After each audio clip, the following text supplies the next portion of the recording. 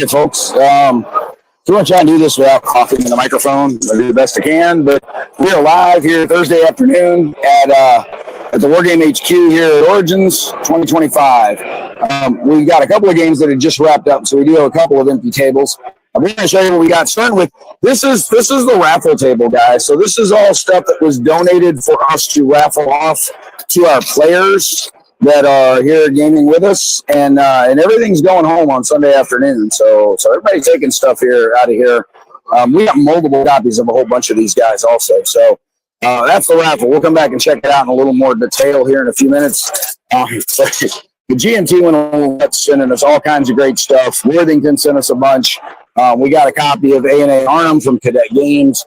We've got a bunch of different stuff from the Dietz Foundation. So 1979, Little Commander, 3 Years of War. The folks over at Catastrophe donated a copy of Vermont. So we've got all kinds of things in here. And all of it goes home with somebody on Sunday because we're not mailing it. We're not taking it back with us.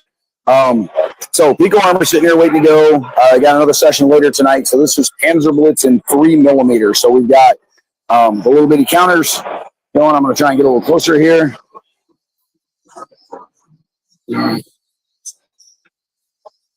So yeah, the rules are just straight Panzer Blitz, but it's 3Dified and looks really cool. Tomorrow, Greg over here is going to have a 7 years war game going on this table, so we'll see how that goes.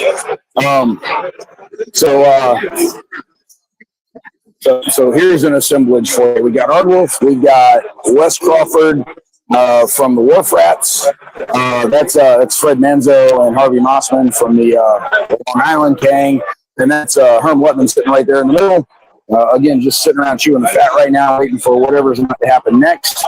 Federation Space is going to be happening later tonight. Might be starting about an hour or so. And so this is co-sponsored by my own worst enemy. And so they are doing the Lyran Space Federation Space game. Again, looks a lot like Federation Empire, Fed Empire, but it's it's Star Trek, right? Big war game in Star Trek. Ryan Hallman's sitting there teaching Forlorn Hope right now. That's Herman's new design that the Wharf Rats will be publishing soon. And then Jason Matthews is lurking because that's what Jason does best. He lurks. We missed Drew Worley over here with Hellraisers of Kanawha County, but he'll be back at the top of the hour to do it again. And then we've got our buddy Bob Fix is over here running A&A Arnhem. So that one's happening right now. We've got Doc from Decision as a full 6-player table of folks playing Blue and Gray, sitting here learning the deluxe edition of Blue and Gray. We haven't seen Joe Youst yet. He was supposed to be here for some earlier sessions, and we're not sure what happened to Joe. We're kind of hoping he's okay. But that's why Drive on Stalingrad's not happening right now. But instead, those players jumped over to True Command with Catastrophe Games. So Jim's busy teaching True Command with these guys. Here's Kevin teaching First Monday. A couple of miscreants. We'll see Chaz and Adam again, I'm sure, in some other videos. Now we're going to walk around the outside of the booth here for a second. Just stand up here and show you. Look, the gaming hall goes back there ways, and there's a whole lot of folks doing a whole lot of gaming. So this one is Littoral Commander Baltic. So this is the new Baltic one that has come in. And the GMs on this are actually the GMs from Littoral Commander Space Force that are deputizing over here because Ian decided to show up late. Just kidding, Ian. We know you're busy. But Aaron and Austin are jumping in for that one. Fort Circle's going to be running some other stuff on here later. I believe Jason's going to be setting up votes for women on this one in a little bit. So Jason Carr is leading a game of Microverse over here. So GMT, well, this is the first of 3 GMT tables that are running at the moment. So we've got a pre-pub version of Microverse going on. We have 2 different games of Commands and Colors Ancients over here with Mark GMing between the 2 of them. So we've got 2 simultaneous CNC Ancients games going. We split the table just so the players weren't having to reach quite as far. And then there's Scott teaching some Combat Commander, and we've got 2 games of that one going. The Ares table a little later tonight is going to have 300 Earth and Water going on it. And then right there in the middle, we've got James Sterritt cleaning up Major's Gambit. This was running for a little while earlier. And then our buddy Paul's setting up, getting ready for the Kriegspiel in a little while. So we're going to be running a double-blind Kriegspiel. We'll show you in a bit. So I'm trying to move a little slowly so I don't give anybody whiplash, but I'm going to walk up and down a couple of aisles here just so you can see a few of the other things going on. Not worried about battery life. I'm worried about how long the float is going to last. There's our buddy DB Mike walking around. So we're right up against the backside of Catalyst's booth, so we've been staring at Catalyst apps all weekend. We've got the usual very busy BattleTech stuff going on, along with a variety of other games. Over here next to them are the VR Soft folks. These are the ones doing swords and sails. So this is kind of a 3.5X European medieval game. We're going to walk a little further down here because we've got the Warlord booth over here near us, and then we've also got the Liftoff guys. So Fritz Connor's Liftoff is happening over here as well. The Kings of War, or the Ohio War Kings, are doing their thing, and they've also got some Halo Flashpoint happening over here, so lots of minis wargaming. And here's the Warlord guys. So Warlord's got a whole bunch of stuff going on right now. And look, let's face it, like the Warlord stuff is all the cool-looking stuff. We're going to scoot around their flag here and go show you this one. So we're doing Conflict 47 here, so the World War II sci-fi stuff. But again, looks cool as hell. We've got the smoke coming out of the diorama, and the flashing lights and burning embers here and there. So we just had to come over and show off the Warlord stuff. Here's the giant Warlord bolt action diorama. It is not perfectly symmetrical, Jim, but it's semi-symmetrical. It looks like they've got Conflict 47 set up on it right now because they've got some of the World War II mechs going on here. And again, incredibly cool looking stuff.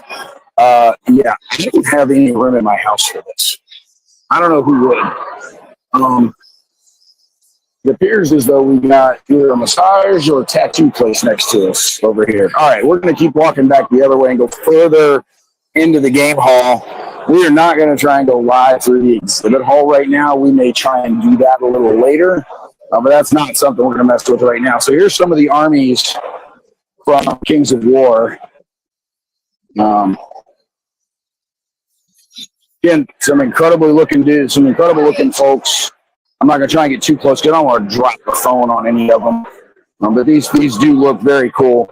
And the Ohio War Kings always have some great looking stuff at their space. They've got a ton of Halo Flashpoint at the Mantic Games booth. So Ohio War Kings are working with Mantic Games. This big Crokinole space is always full. I don't have the dexterity to play Crokinole worth a damn. The Ohio Red Shirts are across the aisle from us, and so they've got a variety of cool minis games, including the giant pirate ship.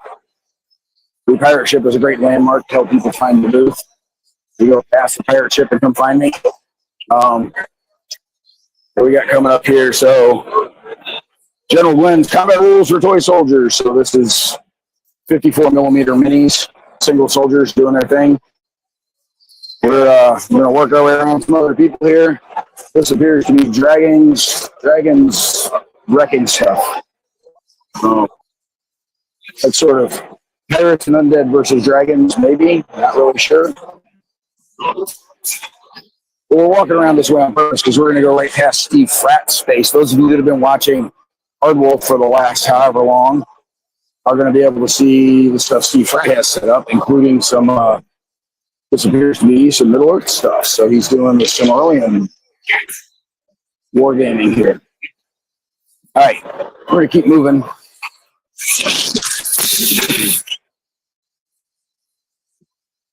So NCG does a variety of different things that everybody comes over to our booth and asks, hey, where are these guys? So this is a giant Car Wars game they've got going. There's Airships and Empires. They've got a Smurf village battle going on in there somewhere.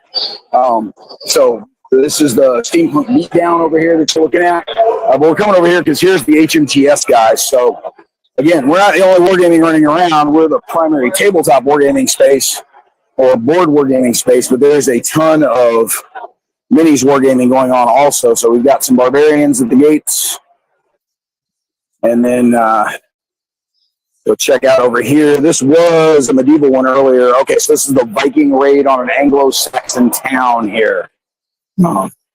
Is what we've got with this one. This is the Train Gamers Association right out in front of the event HQ. There's the giant game hoppers hat. They've been here a bunch over the last several years. And look, we're not going to walk all the way to the back of the room, but there's a whole lot more going on. In the very back of that space is the open gaming area with the cabs board game library over up against the wall. So, look, this is not even a third of what's happening here at Origins, but just trying to give you a sense of what walking around kind of looks like. In the distance there, you can see the giant Decision Games banner. Doc parked that right in the middle of our space so that folks could find his tables in particular for where he's got their games set up.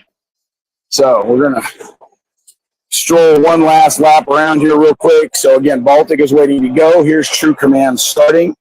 Again, this is an incredibly cool game of trying to figure out what your opponent is doing and how he is doing it as a part of you trying to do your mission. So you've got some intel work you've got to do and try and predict what is happening, what your opponent is trying to do based on the things you learn about him.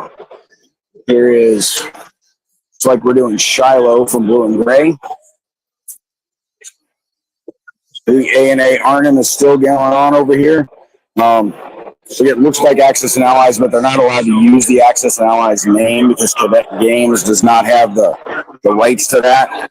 So that one is officially it's Armies and Alliances. Across the outfronts in the other direction, we've got the SCG folks who have a ton of pretty cool minis wargame stuff. So we got Battlefield Ops happening here. This is all micro armor. Yeah. And we've got a couple of big mech games, big stompy robot mech games. There's an industrial shootout that's very Fallout-ish. Here are some of the biggest damn mechs you've ever seen. You're a little crazy with how ginormous they might be. Wild West shootout. And then some more giant ass mechs doing the stompy shooting thing. We're going to turn around, stroll back over to our space and wrap up this quick live stream. I'm not in a position where I'm really able to respond much to the chats, but if you guys ask some questions in the comments, we'll try to get them answered for you. So again, Fed Space, Wes and Gary playing something, the Pico Armor stuff set up. We got the kids running the admin table.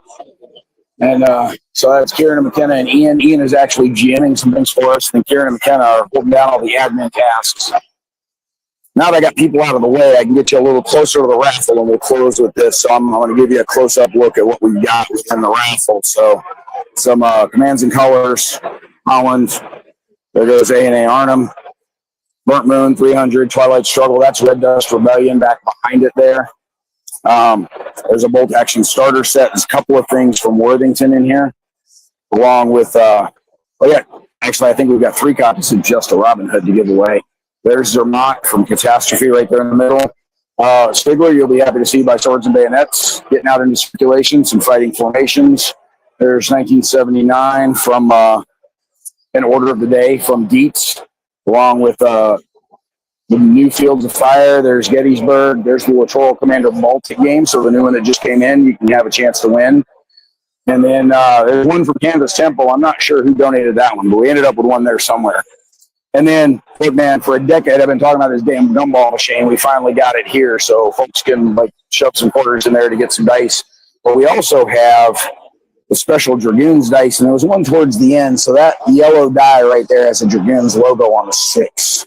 If you get one of those, you can go cash that in with the kids to get 2 additional raffle tickets. So again, there's a whole lot of pretty nifty stuff in the raffle. Everybody that plays a game with us gets a raffle ticket for each game you play. So you have a chance to win all kinds of stuff with us. Huge thanks to Worthington and Catastrophe and Dietz, and especially GMT for all the fantastic support they provided to us to help have some of these cool things to give away. And we hope you've enjoyed this quick look at the Wargame HQ here at Origins. We'll be back a little later with some other check-ins.